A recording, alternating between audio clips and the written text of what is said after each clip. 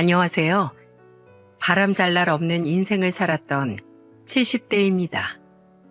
저는 현재 제가 나고 자랐던 고향에서 아내와의 옛 추억을 회상하며 지내고 있어요. 이 나이가 되니까 다가올 미래에 대한 기대보다 지난 과거에 대한 후회와 반성이 발목을 잡는 것 같습니다. 저와 아내는 배움도 짧아서 직접 발로 뛰면서 악착같이 살았어요. 그때 저는 중학교 졸업이었고 아내는 고등학교 졸업했던 게 최종 학력이었죠. 찢어지게 가난해서 배움보다 무조건 먹고 사는 게 먼저였던 때였습니다. 그런데 인생사 세옹지마라고 하죠. 찢어지게 가난했던 제가 말년에는 기부도 하고 감사패까지 받았네요. 요즘 다들 살기 힘들다고 하는데 제 사연이 작은 위로가 되길 바라는 마음에 이렇게 사연을 보냅니다. 태어날 때부터 어렵게 살던 저와 아내는 같은 동네에서 나고 자라다가 눈이 맞았죠.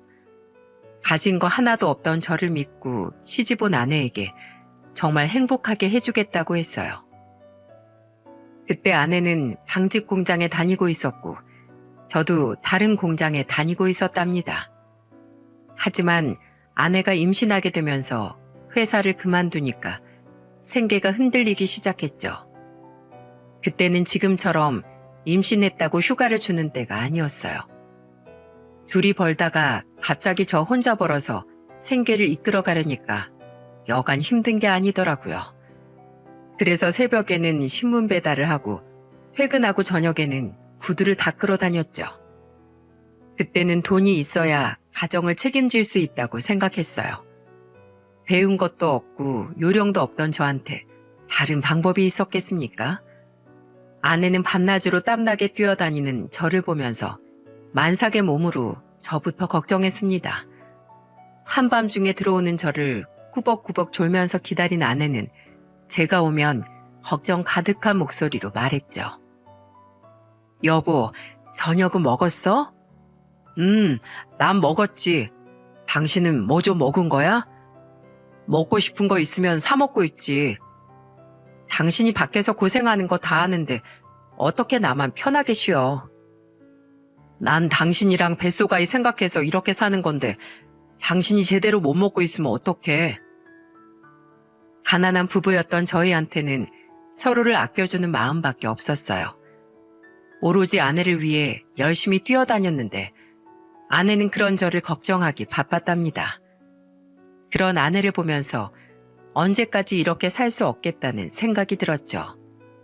왜냐하면 돈 벌겠다고 집에 있는 시간보다 밖에 있는 시간이 더 길었는데도 버는 돈이 크지 않았거든요. 그러다가 우연히 지인이 운영하는 전당포를 알게 됐는데 생각보다 꽤 수익이 된다는 걸 알게 됐습니다. 그래서 돈이 좀 된다는 걸 알게 된 저는 바로 전당포 사업에 뛰어들었죠. 얼떨결에 시작한 전당포였지만 아내와 둘이 열심히 하다 보니까 금세 자리도 잡을 수 있었어요. 그리고 전당포를 운영하면서 일남 이녀를 낳고 살았습니다. 먹고 살기 위해서 시작했던 일인데 그곳에서 저만큼이나 파란만장한 사람들을 많이 보면서 살았죠. 전당포니까 돈이 급한 사람들이 제각각의 사연을 가지고 찾아왔어요. 그 중에는 정말 안타까운 사연부터 속 터지는 사연까지 많기도 했답니다. 그런데 정말 딱 봐도 말도 안 되는 물건을 가져와 돈 빌려달라면서 막무가내인 사람도 정말 많았죠. 지금도 기억나는 몇몇 사람들이 있었는데 세상에 저런 사람도 있구나 싶었습니다. 한 번은 다급한 얼굴로 들어온 남자가 숨을 헐떡이면서 대뜸 순금을 내밀면서 말하더군요. 사장님, 저 돈 좀 빌려주세요. 순금 맡기면 얼마까지 빌릴 수 있어요? 순금이요? 일단 이리 줘보세요. 남자가 순금이라고 주장하는 물건을 받아봤는데 어딘가 수상했죠. 진짜 순금은 광택이 나고 색깔 자체가 노랗고 살짝 힘을 주면 휘어질 정도로 무르기 때문에 구별하기가 어렵지 않았어요. 하지만 남자 손님이 가져온 순금은 모르는 사람이 봐도 이거 그냥 돌 아니야? 싶은 생각이 들 만큼 이상했답니다. 그래서 저는 수상한 물건을 들고 온 남자 손님을 보면서 물었죠. 손님, 이거 정말 순금 맞아요? 그럼요. 확실히 순금이라니까요. 아버지가 물려주신 거예요. 설마 아버지가 자식한테 가짜 순금을 물려주겠어요? 제가 순금을 이리저리 살펴보다가 가짜 아니냐고 캐묻자 남자는 흥분하면서 펄쩍 뛰었어요. 그런데 도둑이 제발 저린다고 그 남자 손님 반응을 보니까 뭔가 숨기는 게 있구나 싶었습니다. 그래서 저는 당황한 남자한테 단호하게 말했죠. 이 봐요. 가짜 물건 들고 와서 돈 빌려가면 사기죄인 거 몰라요? 이거 딱 봐도 순금 아니잖아요. 내가 여기서 하루 이틀 장사하는 줄 알아요? 사기죄요? 사기죄라고 말하니까 남자 손님은 당황했는지 이마에 식은땀이 맺히기 시작했어요. 그리고 잠시 고민하는가 싶더니 대뜸 제 손을 잡고 애걸복걸하면서 말하는 겁니다. 사장님, 제발 돈 좀 빌려주세요. 정말 너무 급해서 그래요. 저 사기치러 온 거 아니고 정말 돈 빌리러 왔어요. 얼마나 급하면 가짜 순금까지 구해서 왔겠습니까? 저 아이 분유 살 돈이 없어서 왔어요. 마누라 도망가고 혼자 어린 아들까지 책임지고 있어요. 마누라가 도망가? 이 봐요. 저 기억 안 나요? 네? 우리가 어디서 본 적이 있었나요? 그쪽이 지난번에 여자친구랑 술 잔뜩 마시고 우리 가게 앞에다가 둘이 쌍으로 토하고 갔었잖아. 내가 치우고 가라고 소리 지르니까 둘이 소리 지르면서 도망갔었잖아. 그때 제가 여자친구랑 토한 가게가 여기였어요? 그래, 여기다. 너 아주 잘 걸렸다. 이리 안 와? 순금을 들고 온 남자가 낯이 익다 싶었는데 지난주에 가게 앞에 토하고 도망가던 커플이라는 게 떠올랐어요. 얼마나 술을 퍼마셨는지 저랑 눈까지 마주쳤는데 제 얼굴을 기억도 못하고 있었습니다. 그때 아내랑 한바탕 소동을 치르고 어이가 없어서 한참을 웃었죠. 전당포하면서 순금을 얼마나 많이 받겠습니까? 그래서 가짜 순금은 감정해보지 않아도 어느 정도는 구분이 가능할 정도였어요. 게다가 그때 남자 손님이 들고 온 순금은 일반인이 봐도 의심할 만큼 값어치 없는 물건이었습니다. 하지만 딱 한 번 아무것도 없이 무작정 들어와서 돈을 빌려달라고 하던 손님한테 돈을 빌려줬던 적이 있었죠. 밖에 비가 한창 내리고 있던 날이었는데 어떤 여자가 품에 아이를 안고 들어왔어요. 비를 맞았는지 여자 머리가 젖어 있었고요. 그런데 그 와중에도 품에 있던 아이는 비 한 방울 맞지 않은 모습이었죠. 어쩌다 갓난아이 엄마가 이 날씨에 비까지 맞으면서 왔나 싶었어요. 그때 아이 엄마는 떨리는 목소리로 간절한 얼굴로 말했습니다. 사장님, 저 정말 가진 게 하나도 없어요. 당장 맡길 건 없는데 그래도 앞으로 꼭 갚을게요. 제발 한 번만 도와주세요. 그 여자를 가까이서 보니까 근처에 사는 미혼모였어요.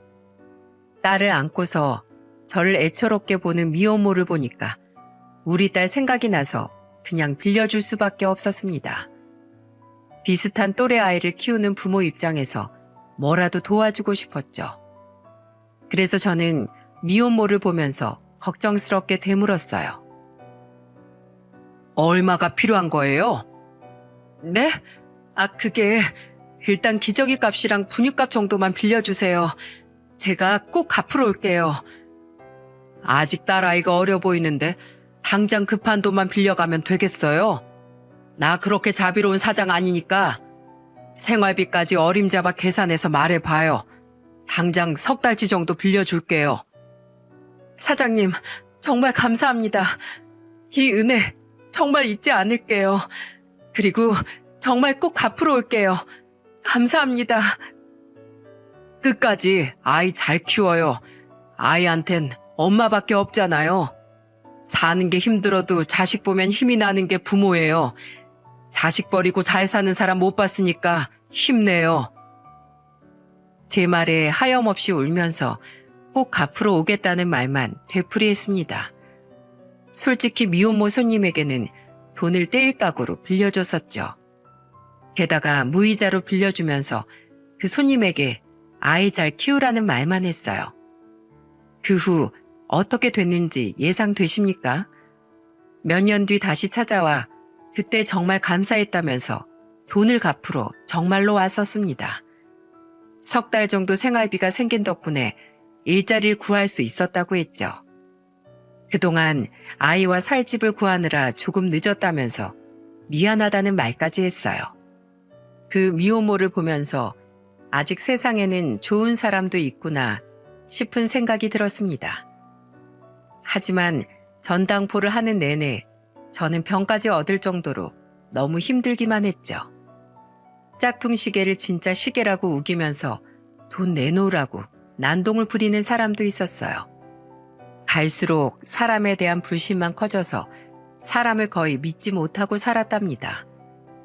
극심한 스트레스로 소화불량에 편두통을 달고 살아도 제가 끝까지 버티는 이유는 단 하나였죠. 바로 제 자식들 때문이었어요. 가방끈이 짧았던 저와 다르게 큰아들은 시키지 않아도 알아서 공부하는 모범생이었어요. 사람한테 치여서 지친 몸을 이끌고 집에 오면 큰아들은 저를 기다렸다가 반가운 얼굴로 달려와서 인사했었죠. 아빠, 저 오늘 학교에서 수학시험 100점 맞았어요. 정말? 아휴, 우리 아들 잘했네. 이러다가 대통령 되는 거 아니야? 아빠 나중에 제가 대통령이 되길 바라세요? 아니, 우리 아들이 지금처럼 공부 열심히 하면서 건강하게만 크면 소원이 없겠다. 아유, 내 새끼. 누굴 닮아서 이렇게 똑똑할까? 알아서 척척 해내는 큰아들을 보면 안 먹어도 배가 부른 기분이었어요. 그렇게 어릴 때부터 자기 일은 스스로 하던 모범생 아들은 어느새 훌쩍 자라서 공무원이 됐습니다. 공무원으로 일하면서 어려운 일도 선뜻 나서서 솔선수범하는 모습에 표창장을 받기도 한 자랑스러운 아들이었죠. 하지만 딸들은 생각만큼 일이 잘 풀리지 않았어요. 자식 농사 어렵다더니 정말 딸들 생각만 하면 가슴이 답답합니다. 자식 새 키우면서 저희 부부가 느낀 참담한 심정은 이루 말할 수가 없을 정도죠. 사춘기도 아니고 다 커서 점점 변하기 시작한 딸들의 모습은 정말로 가슴에 대못이 박히는 듯한 고통이었어요. 둘째 딸은 고등학교 때까지만 해도 말 잘 듣고 착한 딸이었답니다. 그런데 이런 딸이 변하기 시작한 건 성인이 된 후부터였죠. 점점 집에 들어오는 시간이 늦어지길래 아내가 둘째 딸을 다그치면서 말했어요. 너 요새 밖에서 뭐하고 돌아다니길래 이렇게 늦게 들어와? 무슨 상관이야. 나 이제 성인인데 알아서 잘 하고 다니니까 신경 좀 쓰지 마. 아내가 한 소리 하니까 둘째 딸은 버럭 화를 내더니 방으로 들어가 버렸습니다. 그 모습을 보고 저는 바로 둘째 딸 방으로 가서 소리쳤죠. 최진이, 너 엄마한테 그게 무슨 말버릇이야? 신경 쓰지 말라니. 잔소리 듣기 싫으면 너야말로 이 집에서 나가. 아빤 왜 나한테만 그래? 오빠도 늦게 다니잖아. 오빠가 너처럼 놀러 다녀? 비교할 걸 비교해야지. 당장 엄마한테 잘못했다고 빌어. 너 한 번만 더 이런 식으로 소란 피우면 그땐 국물도 없을 줄 알아. 제가 호통을 치면서 다그치니까 그제야 둘째 딸은 죄송하다면서 아내한테 말했어요. 그리고 다시는 늦게 들어오지 않겠다고 빌기까지 해놓고 그 후로도 밥 먹듯이 늦게 다녔습니다. 진짜 사춘기 때도 안 하던 반항을 나이 먹고 할 줄 몰랐죠. 그런데 지금까지 보여준 둘째 딸의 반항은 애교에 불과했어요. 둘째 딸이 25살이 되던 해에 결혼을 하겠다고 선언한 겁니다. 대체 어떤 놈을 만났길래 이러나 싶어서 결국 저와 아내는 집으로 한번 데리고 오라고 했었죠. 그렇게 처음 보게 된 예비 사위의 모습은 겉보기에는 멀쩡했어요. 나이가 많은 게 흠이었지만 저희를 보면서 확신에 가득 찬 목소리로 말했습니다. 진이 앞으로 인생 다 책임지겠습니다. 저희도 결혼하면 정말 잘 살 자신 있습니다. 그리고 지금 운영하는 주유소에서 돈도 꽤 잘 벌고 있어요. 그러니까 결혼 허락해 주세요. 예비 사위는 그때만 해도 주유소를 운영하며 건실하게 살고 있었죠. 그래서 결혼하겠다고 고집 부리던 둘째 딸의 결혼을 허락해 줬어요. 그런데 둘째 딸이 결혼하고 나서 생각지도 못한 사건이 터지기 시작했습니다. 결혼하고 1년도 안 지났을 때 둘째 딸이 집으로 찾아와서 울면서 말했죠. 아빠, 남편 주유소에 사고가 생긴 것 같아요. 몇 달째 생활비도 안 주고 정말 미치겠어요. 무슨 사고가 났길래 그래? 누가 다친 거야? 아니요, 그게 아니라 휘발유에 물을 섞어서 팔았던 것 같은데 주유했던 차들이 고장나서 차주들한테 소송까지 당했어요. 너무 힘들어요. 한 번만 도와주세요. 진짜 그때는 자식이 아니라 원수다 싶었어요. 매일같이 찾아와서 돈 타령하는 둘째 딸 때문에 결국 급하다는 돈을 빌려줬습니다. 자식이 물에 빠져 허우적거리고 있는데 부모가 모른 척 할 수 있겠습니까? 그런데 급한 불만 끄고 갔겠다더니 감감무소식이었죠. 전당포 손님들 돈은 어떻게 해서든 받아냈는데 자식 돈은 마음처럼 쉽지 않았어요. 하지만 이미 돈 맛을 본 사위는 아주 뻔뻔하게 나오기 시작했답니다. 한 번은 둘째 딸도 없이 혼자서 저희 집까지 찾아왔었죠. 그런데 차림이 아무리 봐도 처갓댁 오는 사람 차림이라고 보기 힘들었어요. 추리닝에 슬리퍼까지 찍찍 끌고 와서는 거실에 원래 같이 살던 사람처럼 앉더니 건들거리면서 말했습니다. 아주 쫄딱 망해서 돈 빌리러 왔잖아요. 날 숟가락만 들고 시집 보냈으면 이제라도 예물 예당 값이라도 주셔야죠. 뭐야? 그게 무슨 말도 안 되는 소리야? 에이, 전당포 한다면서요. 날 저한테 맡겨놓고 너무 셈이 흐리신 거 아니에요? 생각해보니까 내가 너무 바보처럼 결혼한 것 같아서요. 돈 한 번 빌려주는 게 어렵지 2번이 쉽잖아요. 돈 좀 줘봐요. 뭐야? 이놈 자식이. 꼭 처가에 돈이라도 맡겨둔 사람처럼 당당하게 돈을 요구했어요. 그 모습을 보니까 너무 화가 나서 버럭 호통을 쳤습니다. 그러자 사위라는 놈은 돈 내놓으라면서 난동을 부리기 시작했죠. 그때 집에 들어오던 큰아들이 사위를 제압했어요. 그러자 사위라는 놈이 아프다고 소리치면서 말했습니다. 아, 공무원이 민간인 이렇게 해도 되는 거야? 이거 안 놔? 여기가 어디라고 큰 소리야? 우리 아버지한테 돈 맡겨놨어? 당장 안 나가? 지금 안 나가면 곱게 못 나갈 줄 알아. 평소 운동을 즐겨하던 큰아들이 제압하자 사위놈은 겁을 먹고 주랭랑을 쳐버렸죠. 그런데 그날 이후로 계속해서 돈 빌려달라는 말을 달고 살았어요. 너무 괘씸해서 절대 안 된다고 하니까 그 후부터는 둘이 돈으로 자주 싸우게 된 겁니다. 그렇게 돈이 없어서 매일같이 싸우다가 둘은 이혼까지 했어요. 그래서 이혼한 둘째 딸이 이번 일을 계기로 뭔가 배웠을 거라고 생각했죠. 보통 이 정도 일을 겪으면 깨닫는 게 있어야 정상 아닙니까? 그런데 둘째 딸은 이혼하고 다음 해에 또 재혼까지 했어요. 진짜 그때는 제 딸이지만 도무지 이해할 수가 없었습니다. 오죽하면 아내가 답답한 마음에 가슴팍을 치면서 말했죠. 내 배 아파 낳은 자식인데도 천연 속을 도무지 모르겠어. 아휴, 대체 어쩌려고 저러는 거야? 아내가 이렇게까지 걱정했던 건 재혼한 남자도 망나니 같았거든요. 그런데 재혼하고 또 손을 벌리길래 돈을 못 주겠다고 했더니 딸이 어떤 말까지 했는 줄 아십니까? 돈 안 빌려준다고 하니까 저한테 화를 내면서 말하는 겁니다. 그러고도 아빠가 내 부모라고 할 수 있어?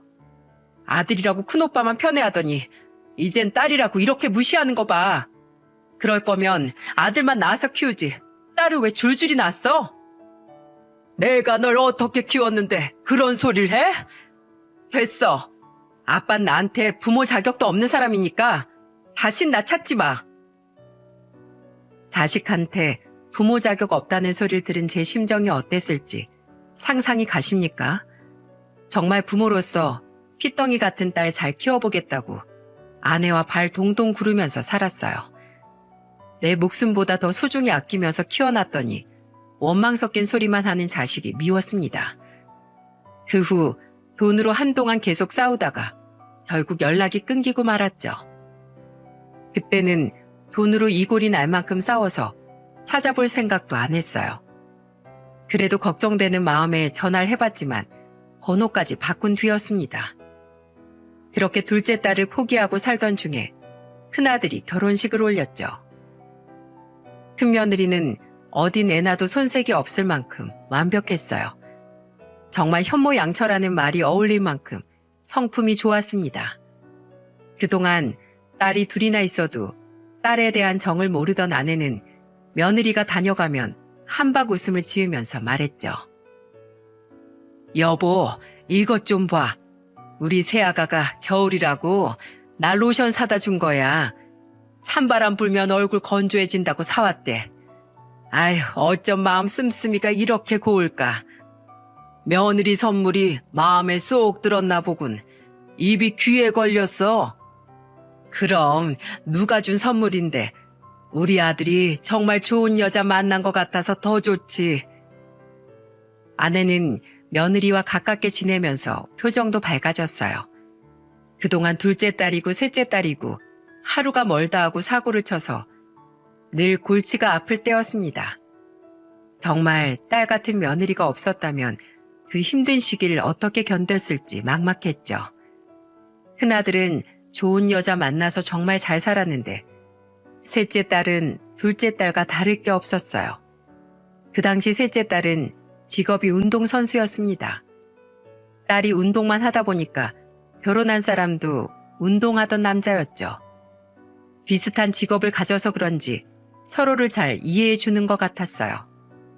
그런데 결혼 후 사위가 다단계 사기를 당한 겁니다.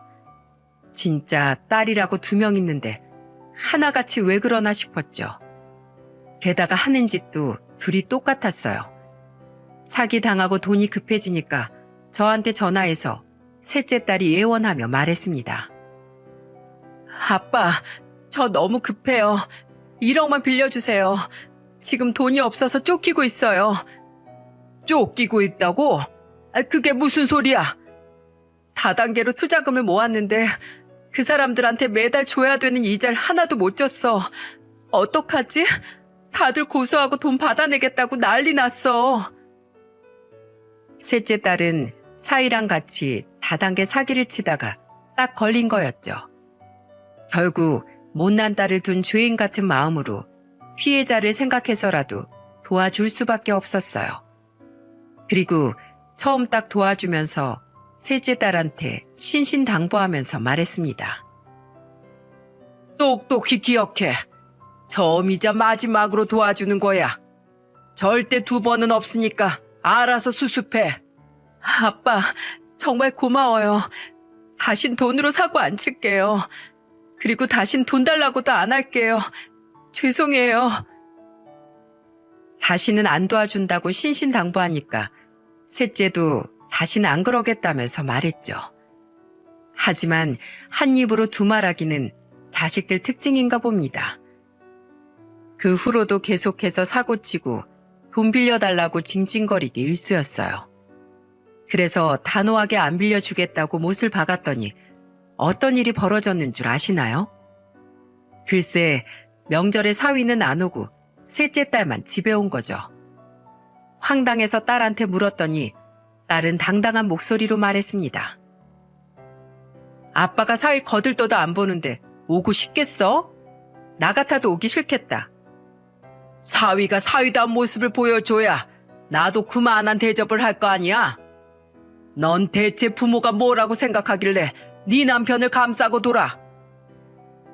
저는 셋째 딸의 말에 속상해서 울분을 토했습니다. 즐거워야 될 명절에 가슴을 내리칠 만큼 비통했어요. 그날도 며느리가 심각한 표정을 하고 앉아있는 저희 부부를 보고 걱정스럽게 물었습니다. 어머님, 아버님, 기분 안 좋으시면 저희 나가서 외식할까요? 안 그래도 명절 음식 계속 먹어서 질리실 텐데 얼큰한 매운탕이라도 드시러 같이 나가요. 아니야, 괜찮어. 괜히 너 있는데 우리가 못난 꼴만 보였구나. 아니에요. 사람 사는 게 다 똑같죠 뭐.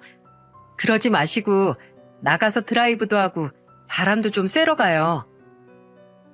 그날 아들 부부 덕분에 답답했던 마음이 조금은 풀릴 수 있었습니다. 세상에 이런 며느리가 또 있을까요? 시부모 기분 생각해서 경치 좋은 식당까지 데려가주는 며느리한테 고마웠죠. 그 후 며느리는 예쁜 손녀딸까지 낳았습니다. 그래서 저는 며느리가 편히 아이를 키울 수 있게 차를 한 대 사줬죠. 시부모한테 살갑게 자라는 며느리한테 이 정도는 충분히 해줄 수 있었어요. 그런데 그 소식을 들은 셋째 딸이 돈 냄새를 맡고 또 전화를 한 겁니다. 하지만 그날 전화로 저는 셋째 딸 부부의 본심을 듣게 됐죠. 한창 돈 얘기로 실랑이를 하다가 마지막에 저는 딸한테 화를 내며 말했어요. 솔직히 딸로서 넌 부모 생각을 조금이라도 하기는 하니? 부모가 자식한테 퍼주는 게 뭐가 당연한 일이야. 넌 자식이 돼가지고 부모한테 효도한 적은 있어? 효도 무슨 효도? 그런 아빠가 나한테 해준 게 뭐가 있는데? 난 자식이니까 당연히 해줘야지. 아빠가 나한테 잘해줬으면 나도 이렇게까지 안 했어. 됐어.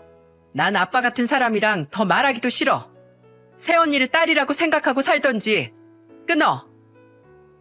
셋째 딸은 혼자 화를 버럭 내다가 끊어버렸습니다. 셋째 딸의 말이 너무 기가 막혀서 끊어진 전화를 멍하니 보는데 아직 전화가 통화 중인 상태라는 걸 눈치챘죠. 두 놈들은 전화가 끊긴 걸로 알고 있었는지 노골적인 대화를 하기 시작했어요. 그런데 전화가 안 끊어진 상태에서 사위가 하는 말이 충격적인 말을 내뱉었습니다. 니네 아버지 왜 이렇게 전화를 짜증나게 하냐? 돈도 안 빌려줄 거면서 말이 많어. 와, 진짜 전당포 하면서 떼돈 벌었을 텐데 다 손에 쥐고 안 주려는 거 봐. 죽을 때 다 이고 가신대? 전당포만 해도 한 30년 운영했다면서. 아이, 나 진짜 재수없어 죽겠네. 이럴 거면 사위 안 해. 당신이 참아. 나이 먹고 돈독이 올라서 그래. 와, 진짜 이 대화를 다 듣고 저는 화가 나서 셋째 딸 집을 쳐들어갔죠. 당장이라도 사이놈 뒤통수라도 치고 싶었어요. 저희 집과 멀지 않은 곳에 살던 셋째 딸 집에 가서 사위 등짝을 내리치면서 말했습니다. 뭐 임마? 내가 사위 같지도 않은 놈 뭐가 이쁘다고 네 뒤치다거리를 해? 그리고 밑 빠진 독에 물 붓기도 아니고 내가 겨우 너희들 도와주려고 억척스럽게 살았는 줄 알아? 아빠, 왜 이래? 왜 사위를 때려? 야, 넌 남편이란 놈이 부모 욕을 하는데 맞장구 치고 있어? 네가 그러고도 자식이야? 아, 그럼 자식 대우하면서 부모 대접을 바라던지. 대체 나한테 왜 그래? 저는 셋째 딸이 자기 남편 때린다고 저를 말리는 걸 보고 어이가 없었어요. 남자에 미친 게 아니고서야 이럴 수 있는 겁니까? 그러면서 무슨 자식 대우를 바라는 건지 미치고 팔짝 뛸 노릇이었습니다.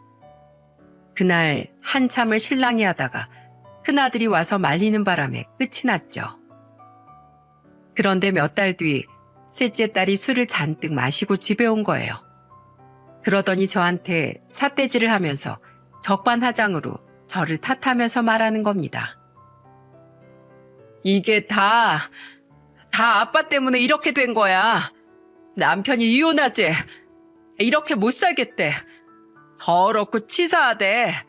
아빠가 날 벌레 취급하니까 내가 이혼이나 당하는 거잖아. 이혼을 제 탓하면서 우는 막내를 보고 큰아들은 화가 나서 소리치며 말했습니다. 그 입 못 다물어? 부모님이 너 그만큼 키워주면 됐지. 무슨 돈을 달라는 거야? 너 아버지한테 돈 맡겨놨어? 지난번 생신 때도 얼굴 한번 안 비춰놓고 왜 이렇게 당당한데? 한 번이라도 아버지한테 자식다운 모습 보인 적 있냐고? 평생 아빠한테 예쁨만 봤던 오빠가 뭘 알아? 내 심정을 알기는 하냐고. 너 운동한다고 했을 때 아빠가 너 체육복에 학원까지 전부 보내줬었지. 그때 한창 돈 없던 때라 너 학원 보내는 대신에 내 학원 끊었어. 그렇게 컸으면 네가 더 잘해야 될 거 아니야. 큰아들이 자신이 고등학교에 다니고 있을 때 있던 일을 얘기하자 셋째 딸은 꿀먹은 벙어리가 됐어요. 그때는 형편이 많이 넉넉하지 못해서 3명을 전부 학원에 보낼 형편이 아니었거든요. 그래서 큰아들이 자진해서 자기는 학원 안 다녀도 된다고 선뜻 말했었죠. 그래서 그 덕분에 둘째와 셋째가 학원까지 다니면서 학교를 다닐 수 있었던 거예요. 그런데 이런 상황 뻔히 다 알면서 큰아들만 편애했다고 하는 겁니다. 그날 꿀먹은 벙어리가 된 셋째 딸은 집을 나가버렸어요. 그리고 합의 이혼으로 마무리했다는 문자 이후로 연락이 두절됐죠. 차라리 안 보고 사니까 속은 시원했습니다. 그렇게 시간이 속절없이 흘러서 어느덧 12년이라는 세월이 지나 있었어요. 며느리는 손녀가 부쩍 크니까 저희 둘만 있는 집에 자주 들렸답니다. 한 번은 저와 아내 옷을 똑같은 걸 사와서 보여주더니 뿌듯한 목소리로 말했죠. 어머님, 이거 커플티인데 어떠세요? 어머님, 아버님 같이 입으시면 너무 잘 어울릴 것 같아요. 아이고, 이 나이에 그걸 어떻게 입어? 왜요? 아무리 봐도 어머님, 아버님만큼 금슬 좋은 부부는 제가 본 적이 없다니까요. 저도 남편이랑 이렇게 다정하게 살고 싶다니까요. 애교스러운 며느리 덕분에 적적했다가도 금세 웃음꽃이 피었죠. 그때도 전당포를 운영하면서 노년을 즐기고 있었어요. 그런데 아내가 갑자기 피를 토하면서 쓰러진 겁니다. 이제야 둘이서 노년을 즐기려고 했는데 정말 마른 하늘에 날벼락이 떨어지는 것 같았죠. 급히 병원으로 이송된 아내는 병실에 입원까지 했어요. 그 후 아들 부부는 하루가 멀다 하고 병실을 다녀갔습니다. 며느리는 아내가 불치병이라는 말에 놀라서 눈물을 뚝뚝 흘리면서 말했습니다. 어머님, 이게 무슨 일이에요? 괜찮으세요? 제가 좀 더 신경 써야 했는데 죄송해요. 늙으면 원래 아픈 거야. 네 탓 아니니까 걱정 마. 어머님, 꼭 일어나셔야 해요. 제발요. 손녀 크는 거 더 보고 싶다고 하셨잖아요. 목 놓아 우는 며느리를 보면서 저도 같이 눈물을 흘렸어요. 그 후 며느리는 아내를 정말 친부모처럼 극진히 간병했습니다. 오죽하면 간호사들이 아내를 간호하는 며느리를 보면서 딸이라고 착각할 정도였죠. 그런데 그 말에 아내는 연락이 끊긴 딸들 생각이 났었나 봐요. 창밖을 멍하니 보다가 며느리한테 슬픈 얼굴로 말했다고 했습니다. 집 나간 개들은 뭐하고 사는지. 아휴, 그래도 죽기 전에 얼굴은 한번 봐야 할 텐데 한번 볼 수 있을까 모르겠네. 자기 엄마가 아픈 건 알까 모르겠다. 그때 며느리가 아내의 얼굴이 너무 슬퍼 보였다고 하더군요. 그래서 며느리가 저한테 걱정스러운 목소리로 말했어요. 어머님이 아가씨들 얘기하시던데 제가 한번 수소문 해볼까요? 혹시라도 잘못되시면 저도 마음이 안 좋을 것 같아요. 그래, 네가 고생 좀 해줘. 아무리 부모 가슴에 대못을 박아도 자식은 자식인가 보다. 이렇게 나서줘서 고맙다. 아니에요. 어머님이 원하시는데 제가 당연히 해야죠. 그렇게 며느리는 집 나간 시누이들 번호를 수소문하기 시작했죠. 겨우 연락이 닿아서 며느리는 아내가 불치병에 걸려서 얼마 못 산다는 소식을 전했어요. 그러자 못 보던 사이 철이라도 들은 건지 아내 병실로 찾아왔습니다. 그리고 누워있는 아내 곁으로 가서 둘이 나란히 무릎을 꿇고 울었죠. 엄마, 왜 이러고 있어? 왜 아픈 건데? 우리 막내 왔냐? 은이야? 엄마, 나 은이야. 늦게 와서 죄송해요. 아내는 오랜만에 보는 딸들 얼굴을 어루만졌어요.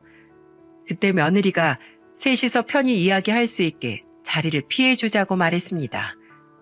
그래서 며느리는 잠시 쉬러 가고 저는 옷을 챙기러 집에 들리게 됐죠. 가기 전에 두 딸이 병실을 지키고 있겠다고 하니까 안심하고 갔어요. 보니까 둘은 그동안 가족들과 연락을 끊은 채 둘이서만 연락하고 지낸 것 같았습니다.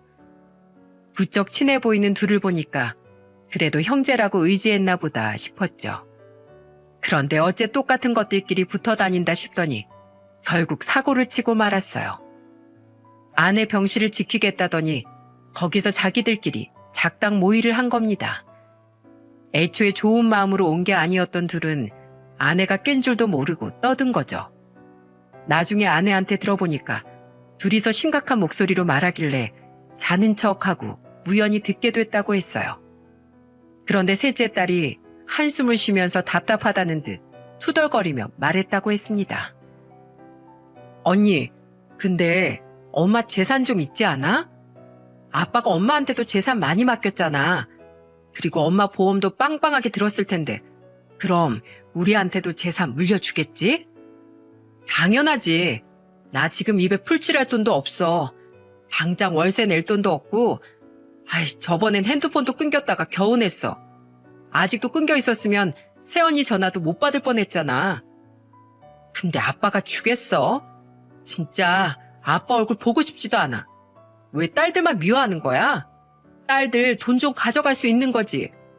진짜 엄마한테 이런 말 하면 안 되는 거 아는데 어차피 이렇게 갈 거면 딸들 목도 좀 챙겨주고 가면 좋겠다. 가실 때 가더라도 딸 챙겨주면 얼마나 좋아.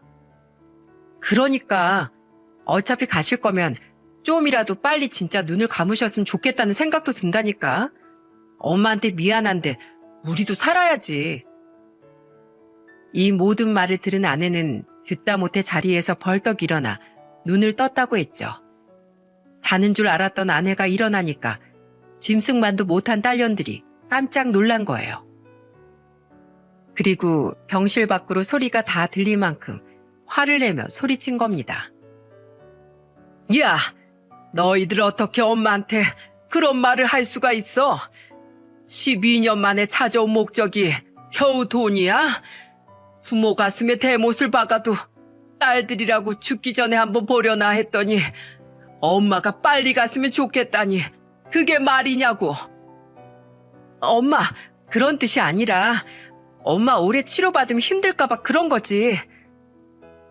집에 다녀오다가 아내의 절규에 가까운 오열 소리를 듣고 놀라서 달려갔죠. 그런데 병실에 들어갔을 땐 이미 아내가 충격적인 딸들의 대화에 충격을 받아서 울고 있었어요. 저는 놀라서 숨을 헐떡이면서 우는 아내를 달랬습니다.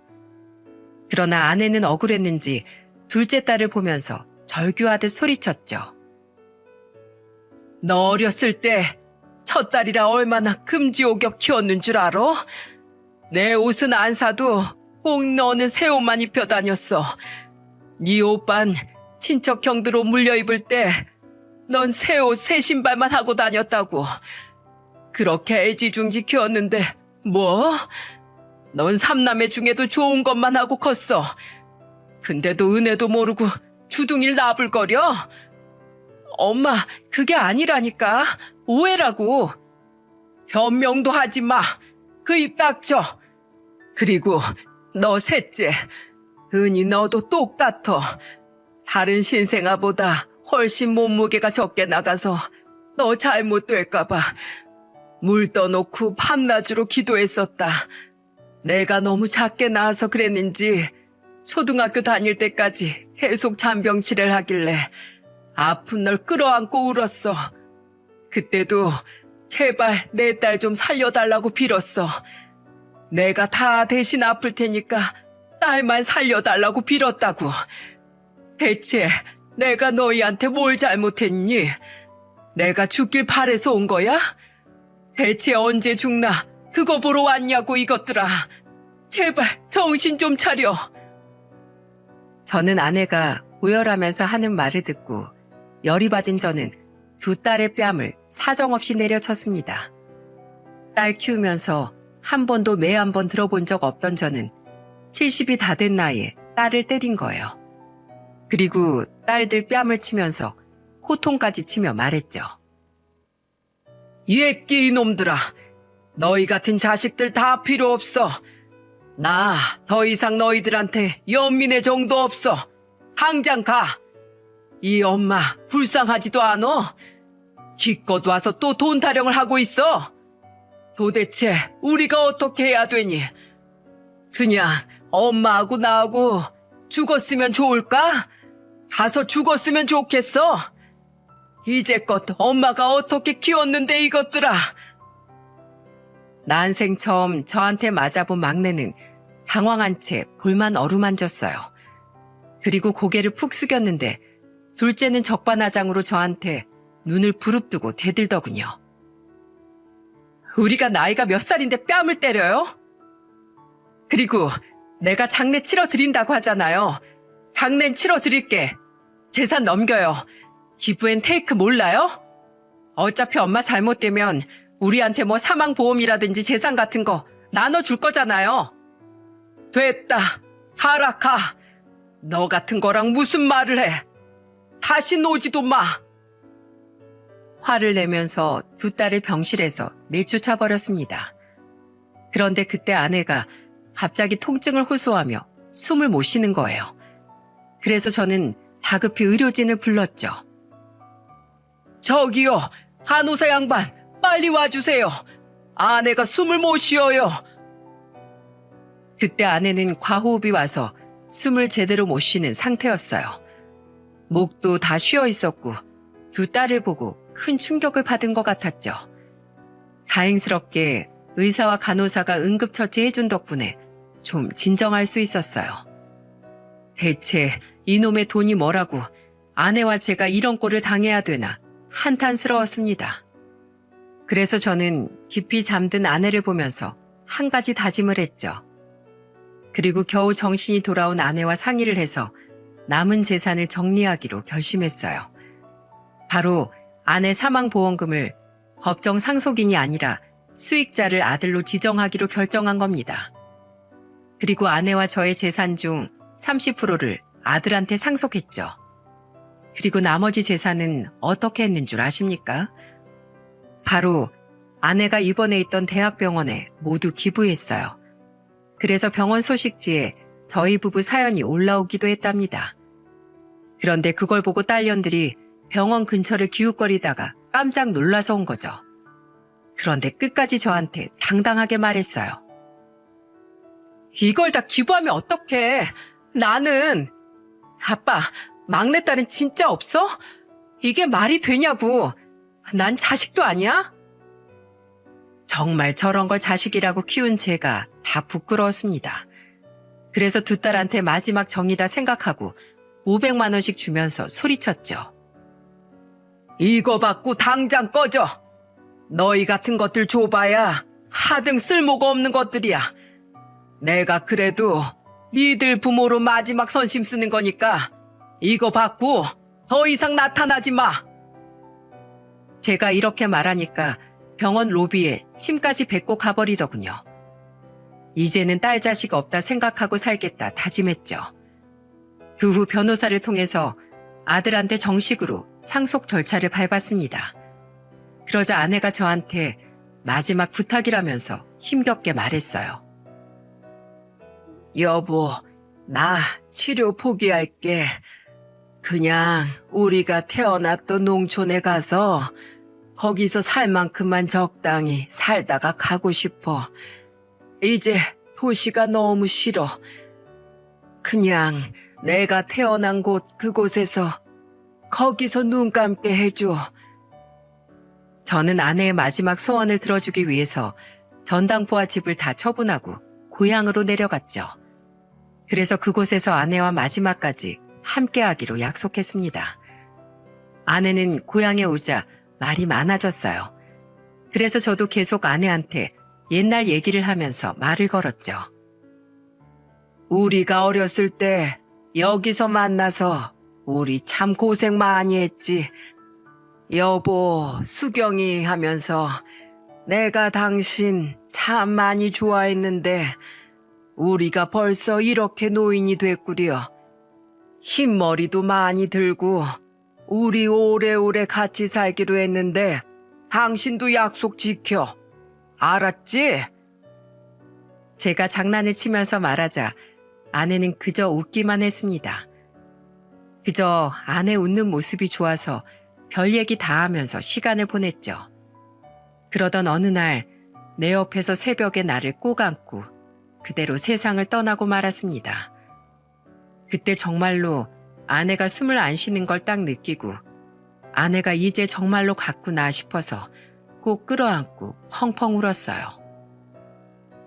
여보, 고생만 시켜서 미안하오.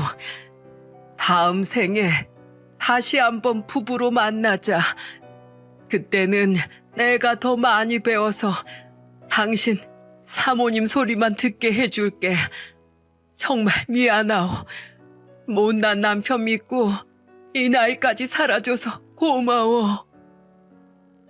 아내를 떠나보낼 준비가 안 된 저는 망연자실했죠. 한평생을 함께하면서 힘들기도 했지만 정말 행복했어요. 그렇게 장례식을 치르고 있는데 철거머리 같은 딸년들이 왔었습니다. 얼마나 꼴배기 싫던지 아내 가는 길에 쟤라도 뿌릴까 싶어서 일어서서 소리쳤죠. 뭘 또 주워 먹을 거 없나온 거야? 이젠 너네 줄 거 없으니까 당장 꺼져. 아빠, 그래도 우리가 딸인데 진짜 너무한 거 아니야? 우리도 살아야지. 이놈의 돈 때문에 내가 자식들을 다 망쳤어. 더 이상 찾아오지 마. 제발 찾아오지 마. 너희 같은 자식들 보고 싶지 않다고. 제가 오열하면서 주저앉으니까 딸들은 끌려나갔어요. 정말 그때는 눈앞에 있는 딸들이 자식이 아니라 벌레 같아 보일 만큼 싫었습니다.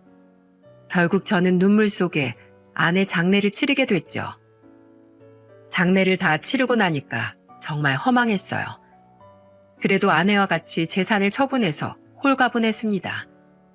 그런데 제가 왜 아들한테만 재산을 줬는 줄 아시나요? 바로 항상 저희 부부 곁에서 일관성 있게 효도해주고 끝까지 아픈 아내를 간병한 모습 때문이었죠. 재산만 노리고 달려온 딸년들과는 달랐기 때문이랍니다. 이제 내 자식은 아들 하나뿐이라고 생각하고 살려고요. 지금은 시골 농촌에서 텃밭을 가꾸면서 혼자 여유를 즐기면서 살고 있죠. 도시 생활하다가 시골 사니까 그래도 마음은 편안해졌어요. 제발 썩어 빠진 두 딸이 늦게라도 정신 차려서 사회에 불필요한 사람이 아니라 필요한 사람이 되길 바랄 뿐입니다. 제 마지막 소원은 이것뿐이죠. 나도 참 남의 돈으로 가족들 먹여 살리면서 살았는데 이제는 저도 베풀고 살 수 있어서 다행이에요. 사람이 얻는 건 쉬워도 나누는 건 어렵다고 하지 않습니까? 그런데 제가 나눠보니까 하나도 어렵지 않았습니다. 오히려 마음이 가벼워졌죠.